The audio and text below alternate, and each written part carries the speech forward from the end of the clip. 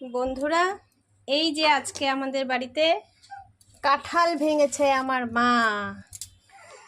এই যে কাঁঠালগুলো দেখেন, কে কে খাবেন শিগগিরই চলে আসুন, রস করা হচ্ছে। কাঁঠালটা না বেশি রসালো নয় বলে বেশি রস হচ্ছে না। দেখি রস করা গেলে তাহলে বড়া করব কটা। চলে আসুন, সবার নেমন্তন্ন রইল। বন্ধুরা, এই যে দুপুরবেলায় আমার মা কাঁঠালের রস করে রেখেছিল ঘষে। বেশি রস হয়নি, কাঁঠালটা শক্তই ছিল, বেশি একটা রসালো ছিল না বলে বেশি রস হয়নি।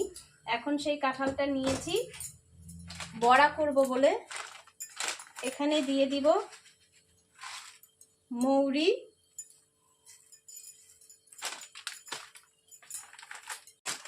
দিয়ে দিচ্ছি সুজি,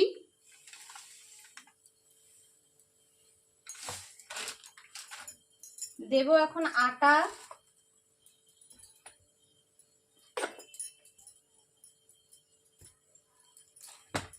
দেব চিনি। যে যেরকম মিষ্টি খাবেন সে সেই রকম পরিমাণে চিনিটা দেবেন। খুব বেশি কড়া মিষ্টি হয়ে গেলেও কাঁঠালের বড়া ভালো লাগে না, কেননা কাঁঠালের রসটা তো মিষ্টি থাকে, সব কাঁঠাল আবার মিষ্টি হয় না। এখন দিয়ে দিচ্ছি ময়দা।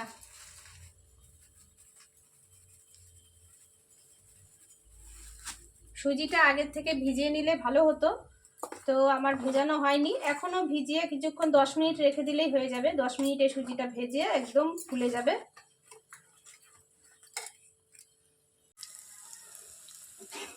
বন্ধুরা, এই যে বড়াগুলো ভাজা শুরু করে দিয়েছি, কড়াইতে দিয়ে দিচ্ছি, এখন ভেজে নিচ্ছি একে একে। এই যে বন্ধুরা, ভাজা প্রায় হয়ে এসেছে, আর বেশি নেই। এই যে বন্ধুরা, আমার বড়াগুলি ভাজা হয়ে গেছে, কমপ্লিট। কে কে খাবেন শিগগিরই চলে আসুন, আসলে অবশ্যই আপনাদেরকে দেব, আমারও ভালো লাগবে। কাঁঠালের বড়া কেমন হয়েছে? দারুণ হয়েছে। খাওয়া যায়? হ্যাঁ। কে খাচ্ছে রে বড়া? ও, ঠাম্মি আর নাতনি মিলে একসাথে ভাত বসিয়েছি। এটা আমার শাশুড়ি আর আমার হাজব্যান্ডের জন্য। এখানে রুটি করছি আমার মায়ের জন্য, গোলা রুটি বানিয়ে নিচ্ছি। এখানে করেছি ডালিয়া সেদ্ধ। এই যে ডালিয়া সেদ্ধ করে দুধ দিয়ে জাল দিয়েছি, এটা আমার ছেলেকে খাওয়াবো।